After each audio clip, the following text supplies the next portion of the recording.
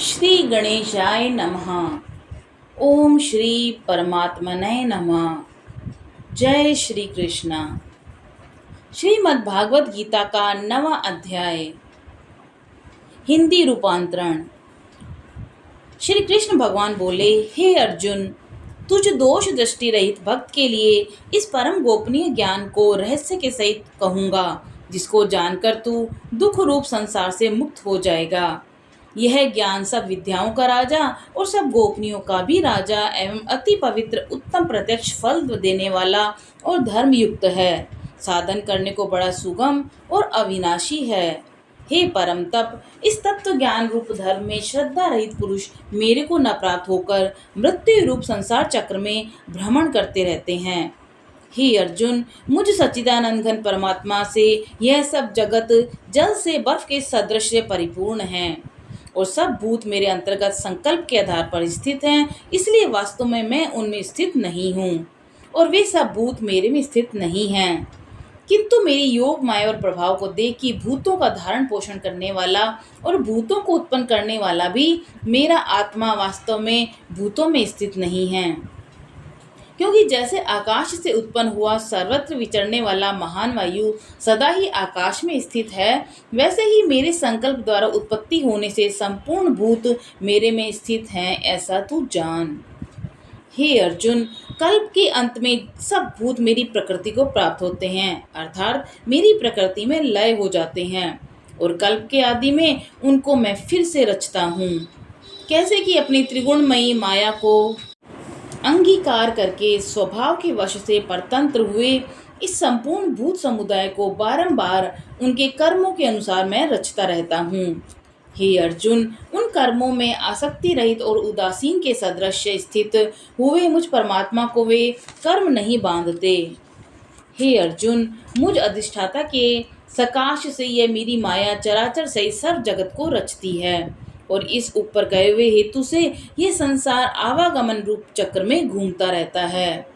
ऐसा होने पर भी संपूर्ण भूतों के महान ईश्वर रूप मेरे परम भाव को न जानने वाले मूढ़ लोग मनुष्य का शरीर धारण करने वाले मुझ परमात्मा को तुच्छ समझते हैं, अर्थात अपनी योग माया से संसार के उद्धार के लिए मनुष्य रूप में विचरते हुए को साधारण मनुष्य मानते हैं, जो कि वृथा आशा और वृथा कर्म और वृथा ज्ञान वाले अज्ञानी जन राक्षसों के और असुरों के जैसे मोहित करने वाले तामसी स्वभाव को ही धारण किए हुए हैं।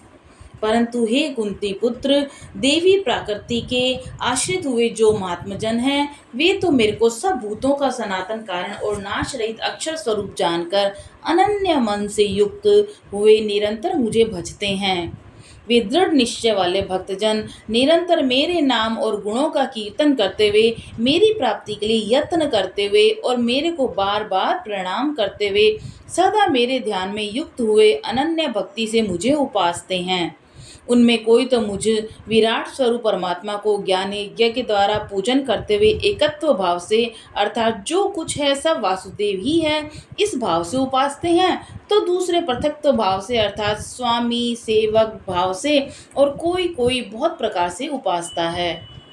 क्योंकि क्रतु अर्थात श्रोत कर्म मैं हूँ, यज्ञ अर्थात पंच महायज्ञादिक स्मार्त कर्म मैं हूँ, स्वधा अर्थात पितरों के निमित्त दिया जाने वाला अन्न मैं हूँ, औषधि अर्थात सब वनस्पतियों में मैं हूँ, एवं मंत्र मैं हूँ, धृत मैं हूँ, अग्नि मैं हूँ और हवन रूप क्रिया भी मैं ही हूँ। हे अर्जुन, मैं ही इस संपूर्ण जगत का दाता अर्थात धारण पोषण करने वाला एवं कर्मों को फल देने वाला तथा पिता माता और पिता मैं हूँ और जानने योग्य पवित्र ओंकार अर्थात ऋग्वेद सामवेद यजुर्वेद भी मैं ही हूँ। हे अर्जुन, प्राप्त होने योग्य तथा भरण पोषण करने वाला, सबका स्वामी, शुभाशुभ को देखने वाला, सबका वास स्थान और शरण लेने योग्य तथा प्रति उपकार को न चाहकर हित करने वाला और उत्पत्ति प्रलय रूप तथा सबका आधार निधान और अविनाशी कारण भी मैं ही हूँ। मैं ही सूर्य रूप हुआ तपता हूँ, वर्षा को आकर्षण करता हूँ और वर्षाता हूँ। और हे अर्जुन, मैं ही अमृत और मृत्यु एवं सत्य असत्य भी सब कुछ मैं ही हूँ। परंतु जो तीनों वेदों में विधान किए हुए सकाम कर्मों को करने वाले और सोमरस को पीने वाले एवं पापों से पवित्र हुए पुरुष मेरे को यज्ञों के द्वारा पूजकर स्वर्ग की प्राप्ति को चाहते हैं, वे पुरुष अपने पुण्यों के फल रूप इंद्रलोक को प्राप्त होकर स्वर्ग में दिव्य देवताओं के भोगों को भोगते हैं। वे उस विशाल स्वर्ग लोक को भोगकर पुण्य क्षीण होने पर मृत्यु लोक को प्राप्त होते हैं। इस प्रकार स्वर्ग के साधन रूप तीनों वेदों में कहे हुए सकाम कर्म के शरण हुए भोगों की कामना वाले पुरुष बारंबार आने जाने को प्राप्त होते हैं, अर्थात पुण्य के प्रभाव से स्वर्ग में जाते हैं और पुण्य के क्षीण होने पर पुनः मृत्यु लोक में आ जाते हैं। जो अनन्य भाव से मेरे में स्थित हुए भक्तजन मुझ परमेश्वर को निरंतर चिंतन करते हुए निष्काम भाव से बचते हैं, उस नित्य एक ही भाव से मेरे में स्थिति वाले पुरुष का योग क्षेम मैं स्वयं प्राप्त कर देता हूँ। हे अर्जुन, यद्यपि श्रद्धा से युक्त हुए जो सकामी भक्त दूसरे देवताओं को पूजते हैं, वे भी मेरे को ही पूजते हैं, किंतु उनका वह पूजना अविधि पूर्वक है, अर्थात अज्ञान पूर्वक है, क्योंकि संपूर्ण यज्ञों का भोक्ता और स्वामी भी मैं ही हूँ। परंतु वे मुझ अधियज्ञ स्वरूप परमेश्वर को तत्व से नहीं जानते हैं, इसी से गिरते हैं, अर्थात पुनर्जन्म को प्राप्त होते हैं। कारण यह नियम है कि देवताओं को पूजने वाले देवताओं को प्राप्त होते हैं, पितरों को पूजने वाले पितरों को प्राप्त होते हैं और भूतों को पूजने वाले भूतों को प्राप्त होते हैं, और मेरे भक्त मेरे को ही प्राप्त होते हैं। इसीलिए मेरे भक्तों का पुनर्जन्म नहीं होता। हे अर्जुन, मेरे पूजन में यह सुगमता भी है कि पत्र, पुष्प, फल, जल इत्यादि जो कोई भक्त मेरे लिए प्रेम से अर्पण करता है, उस शुद्ध बुद्धि निष्काम प्रेमी भक्त का प्रेम पूर्वक अर्पण किया हुआ वह पत्र पुष्प आदि मैं सगुण रूप से प्रकट होकर प्रीति सहित खाता हूँ। इसलिए हे अर्जुन, तू जो कर्म करता है, जो कुछ खाता है, जो कुछ हवन करता है, जो कुछ दान देता है, जो कुछ स्वधर्माचरण रूप तप करता है, वह सब मेरे अर्पण कर दे। इस प्रकार कर्मों को मेरे अर्पण करने रूप से संन्यास योग से युक्त हुए मन वाला तू शुभाशुभ फल रूप कर्म बंधन से मुक्त हो जाएगा और उनसे मुक्त हुआ मेरे को ही प्राप्त होगा। यद्यपि मैं सब भूतों में समभाव से व्यापक हूँ, न कोई मेरा अप्रिय है न प्रिय है, परंतु जो भक्त मेरे को प्रेम से बचते हैं वे मेरे में और मैं भी उनमें प्रत्यक्ष प्रकट होता हूँ। मेरी भक्ति का और भी प्रभाव सुन।